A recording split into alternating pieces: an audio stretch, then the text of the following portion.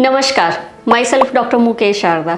आज हम बात करने जा रहे हैं गठिए के ऊपर। जैसे कि मैंने पहले भी बहुत सारी वीडियोस बनाई हैं और सब में आपको बताया है कि गठिया जो है वो आयुर्वेदिक मेडिसिन्स के साथ काफ़ी हद तक ठीक हो जाता है। आज का हमारा जो विषय रहने वाला है वीडियो के ऊपर, इस विषय में मैं आपको ये बताऊंगी कि गठिए को बढ़ने से किस प्रकार से रोका जाए। बहुत तरह का गठिया जो है वो इंसानों में पाया जाता है और बात व्याधियाँ अकॉर्डिंग टू आयुर्वेदा 80 प्रकार की होती हैं, जिसमें गठिया भी एक प्रमुख कारण माना जाता है। गठिया ऐसी बीमारी है जिसको वेस्टर्न मेडिकेशंस में ऑटो इम्यून डिजीज़ कहा जाता है। इसका मतलब एक लाइलाज बीमारी जिसका प्रॉपर कारण किसी को नहीं पता।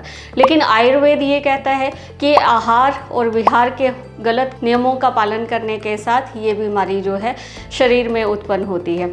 और जब जिन लोगों को गठिया हो जाता है तो ये एक क्रॉनिक और भयंकर बीमारी है जो समय के साथ साथ बढ़ती रहती है।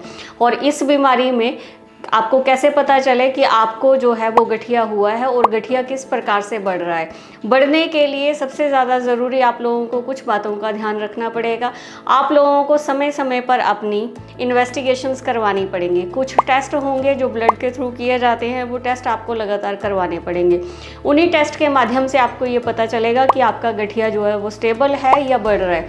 दूसरा, अगर आप शारीरिक लक्षणों की बात करें तो शारीरिक लक्षण सबसे ज़्यादा इसमें प्राइम महत्वपूर्ण माने जाते हैं कि आपको जोड़ों में दर्द जो है वो समय समय के साथ बढ़ना शुरू हो जाती है। कई बार सूजन बढ़ती है, कई बार कम हो जाती है। जब इस तरह के लक्षण आपको बार बार आएँ तो भी आपको ये जान लेना चाहिए कि आपका जो गठिया है वो फ्लक्चुएट हो रहा है। कभी बढ़ भी सकता है और कभी कम भी हो सकता है। भारत में जैसे बहुत सारी ऋतुएं जो हैं वो काम करती हैं और ऋतु परिवर्तन जब होता है, मौसम जब बदलता है, जब जैसे कि सर्दियां आती हैं, आजकल के टाइम में सर्दियां आ रही हैं, सर्दियों में भी जो दर्दें हैं, अकड़न है, जकड़न है और स्टिफनेस है, ये चीज़ें बढ़ना शुरू हो जाती हैं। और जब भी ये बढ़ेंगी तो गठिया भी आमतौर पे बढ़ना शुरू हो जाता है। और सबसे ज़्यादा महत्वपूर्ण बात, जब भी रेनी सीज़न, बरसात का मौसम आता है तो जिन लोगों को इन्फेक्टिव आर्थराइटिस होता है, जो किसी कारण के इन्फेक्शन के साथ फैलता है शरीर में, उन लोगों के जो रिमेटेड फैक्टर जो टेस्ट पाए जाते हैं, ESR, CRP, RA, uric acid, ये सारे के सारे टेस्ट या CBC, ये बहुत ज़्यादा बढ़ के आते हैं, स्पेशली रेनी सीज़न के अंतर्गत। जब भी रेनी सीज़न में आप टेस्ट करवाएंगे तो उस टाइम पे बहुत सारी फ्लक्चुएशंस जो हैं वो टेस्ट में देखने को मिलेंगी। अब सबसे ज़्यादा महत्वपूर्ण बात ये है कि गठिए को बढ़ने से कैसे रोका जाए। गठिए को बढ़ने से रोकने के लिए आपको कुछ नियमों का पालन करना पड़ेगा।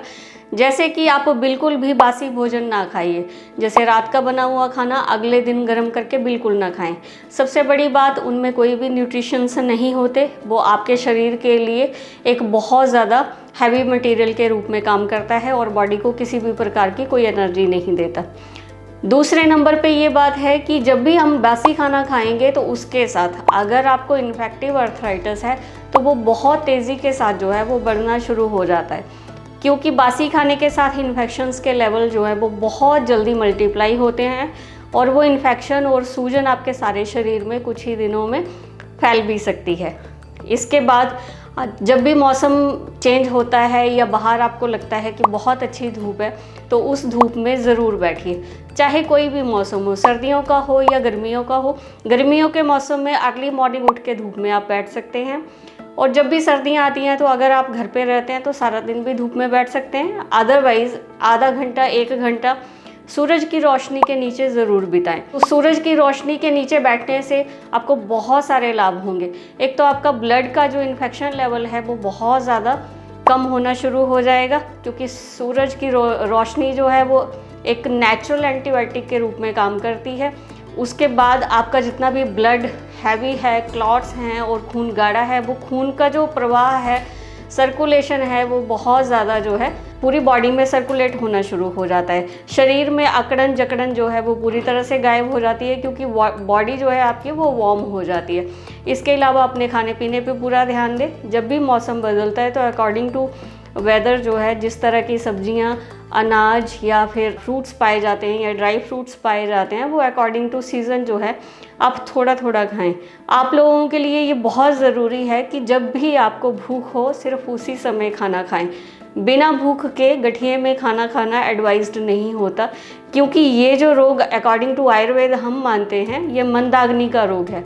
जिसमें ज़्यादातर पेशेंट्स को पूरी तरह से भूख नहीं लगती और वो बिना भूखे खाना खाते हैं और उसके कारण आम विष बनता है और उसी के कारण जो है आपका गठिया बढ़ना शुरू होता है। आई होप जो भी मैंने आपको जानकारी इस वीडियो में दी है वो आपके लिए बहुत उपयोगी हो। Thank you so much.